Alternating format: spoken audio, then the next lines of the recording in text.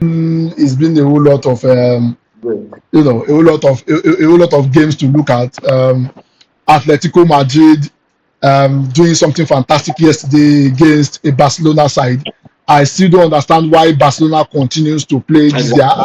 this their high line, and it seems high line will not work where there's an Ademola Lookman and the rest of the gang. I mean, you could see what they did. Mm. Then there's the issue of Arsenal also that has they want to turn Butlers FC. A whole lot of people will feel they still have it in them, but in any case, those are the games that caught my eye. Yesterday, interesting games to talk about, and it's always amazing to be here. Thank you for having me, Solomon. Beautiful. Thank you very much for touching on those two games. But before we go any further, let's quickly touch on the Chelsea Leeds game that happened during the week. What do you make of the Chelsea versus Leeds game, especially with Cole Palmer's late miss at the end of the game?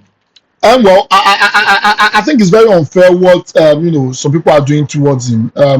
He has been receiving a whole lot of abuses, and I do not understand the reason why people are abusing him. Sometimes players miss opportunities, players miss chances, and sometimes you will not want to fault them. Yes, we've seen. I will take you back. I can't remember the season exactly. I think maybe it's the 2011 season. Kanu Nwankwo, our own Kanu Nwankwo, was gifted the ball. He was playing for Portsmouth then. He was literally in front of the post. Him and the post line decided to blast the ball over the bar. It happens to the best. It's not something that will stop happening. It's not something that we have not seen before. But I think in that game overall, I think Chelsea did not do well. They allowed the performance standard to drop, and that was the reason why they drew that Leeds game. Yes, not taking anything away from the Leeds game, from the Leeds side. Leeds has also been a thorn in Chelsea's flesh. Remember, there's this silent rivalry between Chelsea and Leeds, and it's just more of them igniting that particular rivalry again. So I mean, Chelsea did not play well overall, but I mean, you will not want to fault a Kopama. I think it was a collective effort, not singling out Kopama alone to be blamed for that particular miss.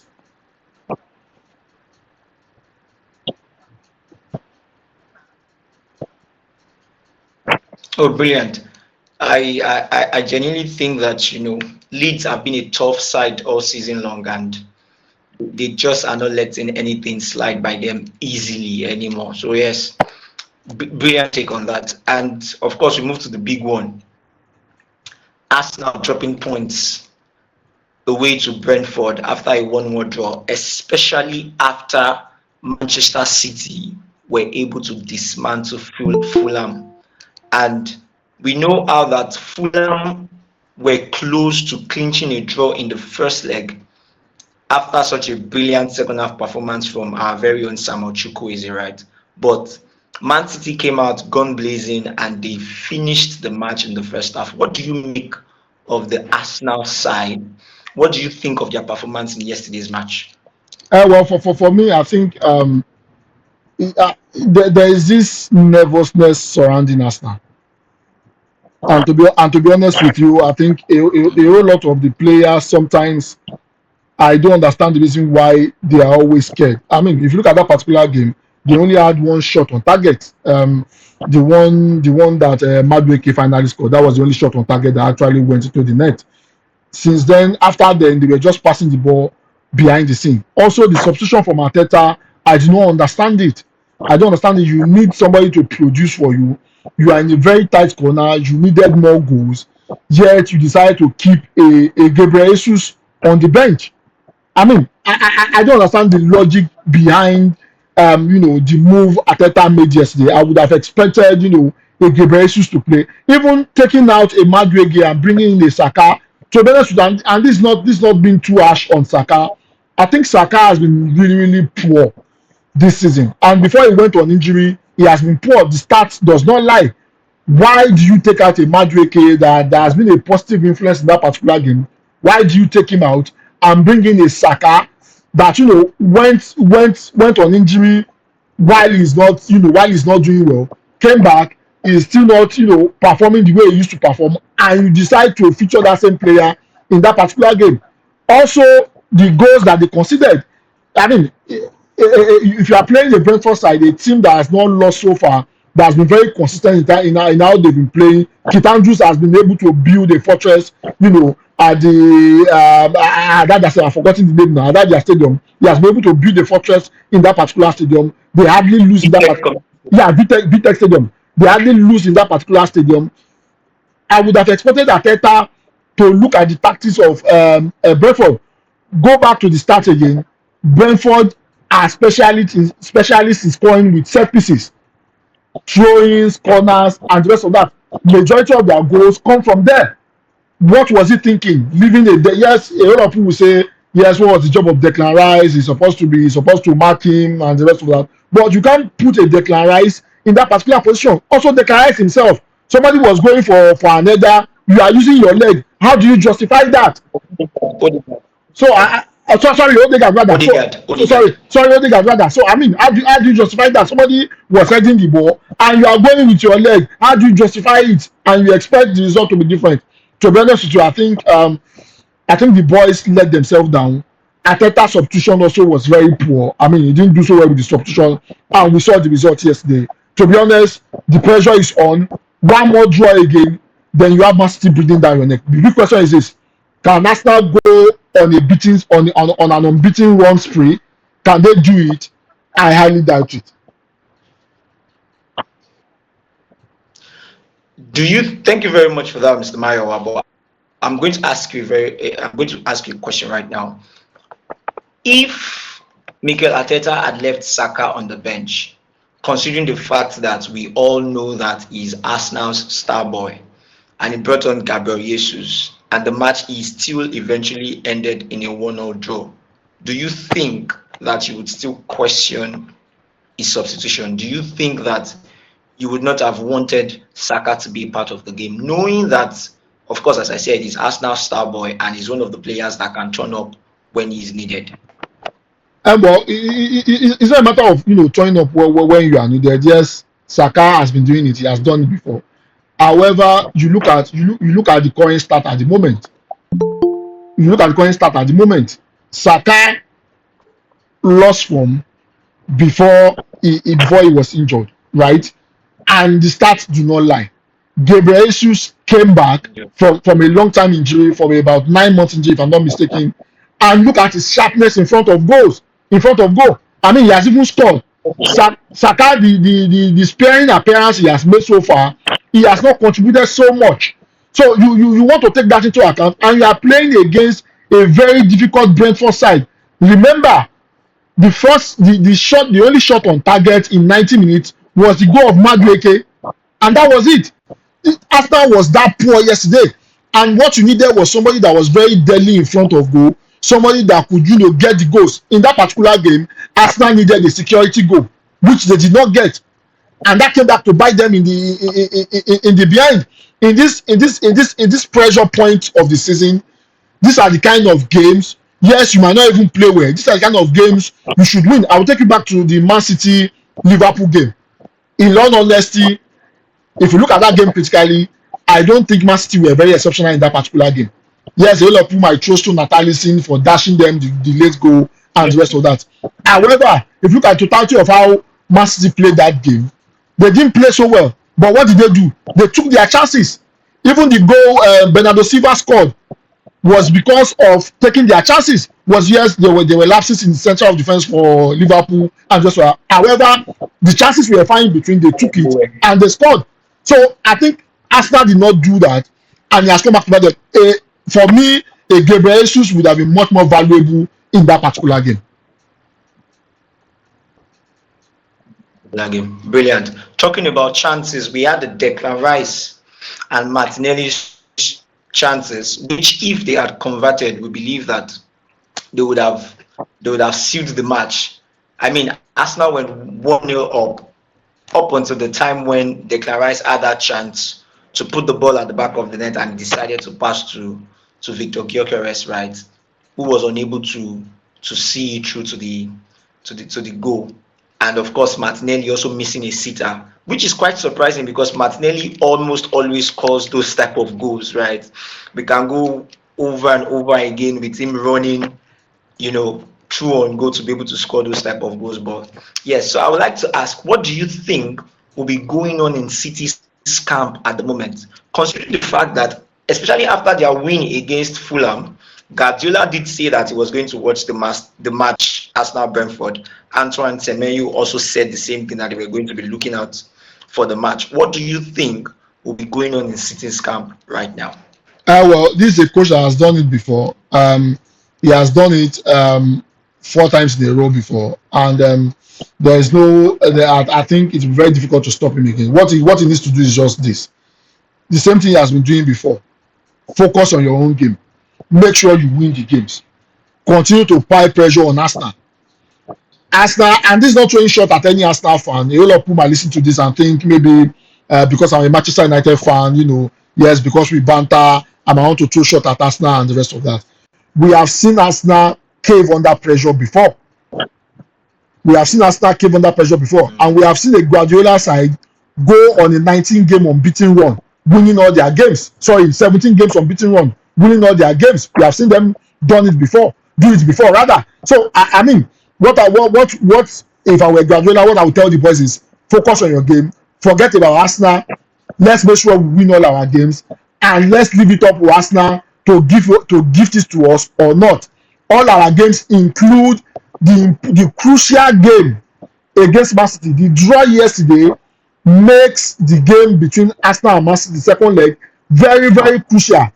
If Arsenal had won that game, I think whatever result happens in the game against Man City wouldn't have mattered too much. But now with that draw, and God forbid they draw another game before that particular fixture, it gives Man City the momentum. And the moment Man City is ahead of you, even with even with 1 point, it's very difficult. Ask Liverpool. Liverpool has lost the league with 1 point before. It happened to them twice. So I think I'll just tell my boys, if I were Arteta, if I were Guardiola, focus on your game, ensure you win the games, yes, and let's put pressure on Arsenal.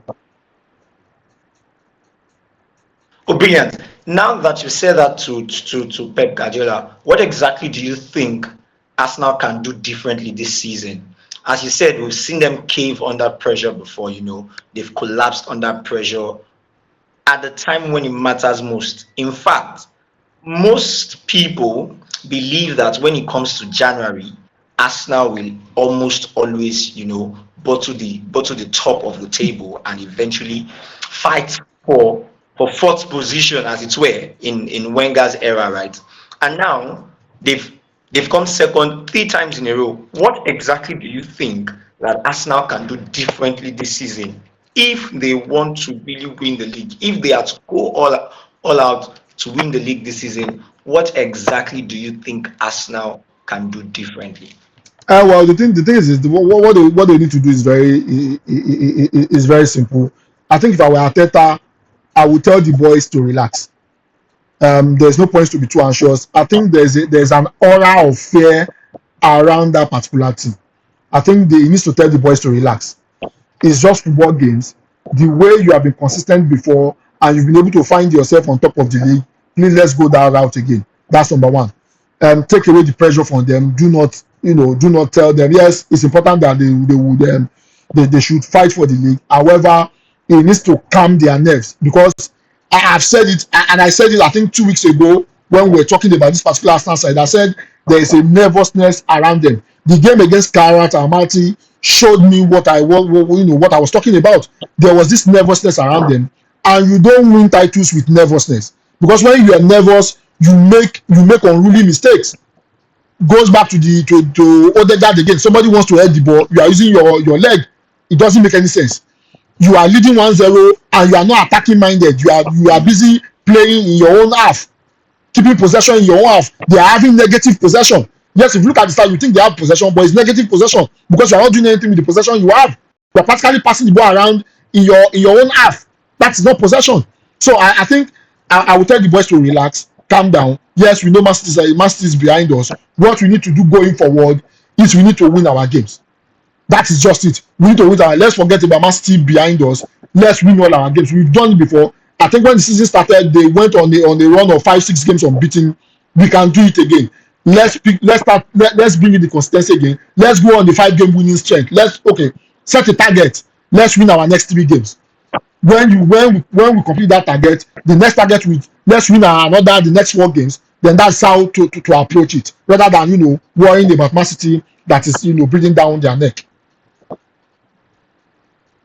Brilliant. Thank you very much. So now, considering the fact that you said they should be able to, take the pressure away from the guys, but you would agree with me that at the moment, Arsenal are probably the most talked about team in the English Premier League at the moment, right? And you know how strong the media narrative in England can be. How exactly do you think the boys can work around the media narrative and be able to focus fully on their games? How exactly do you think they can do that? Well, I will take you back to the season where Guardiola, broke the record of winning the EPL 4 times in a row. In that particular season, a lot of people came out and said, they don't think Guardiola would do it and the rest of that. The greatest disservice you can do to yourself is to focus your attention on the media. There's a lot of negativity on them. Even when you are doing well, there is one analyst somewhere there that is angry about you. I'll give you a typical example. Carrick drew the game against West Ham. Do you know that some analysts came out, some football pundits came out and said the crack is beginning to show. That is somebody that has won 4 games in a row. That the crack is beginning to show. And I was scratching my head that what crack are you talking about?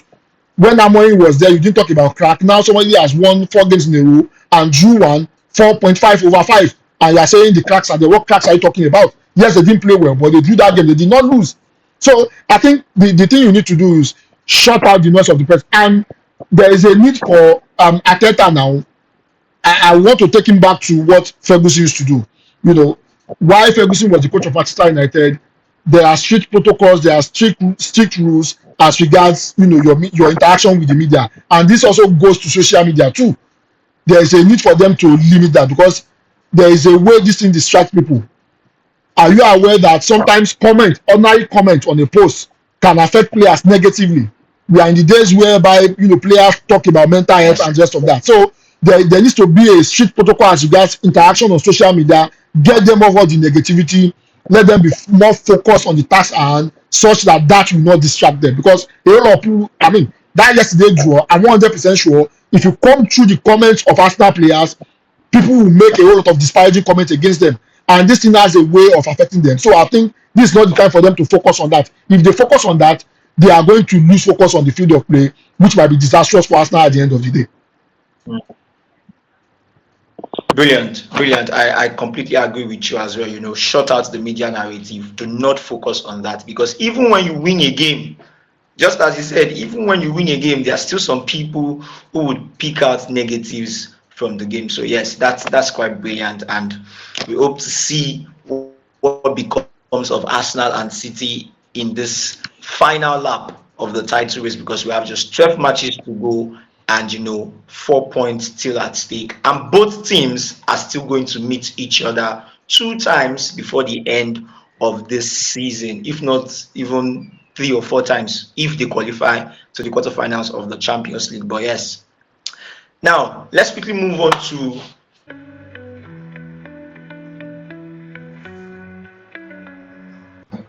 And we are live. Welcome to another edition of the Goalpost. It's been a while that we've been off air. We've been trying to rebrand, and now we are back. A whole lot of games were played yesterday. We saw Manchester United being knocked out by League 2 side Grimsby Town. It was an horrific performance for the Ruben Amorim-led side. However, I'm not alone. I have someone who is making his debut. He's my good friend. He's also, one of the top football analysts in Nigeria and around the city of Ibadan. Yomi, good morning. How are you doing, Yomi? Hello, good morning to you. How are you doing? Well, I'm fantastic. It's been very interesting. The league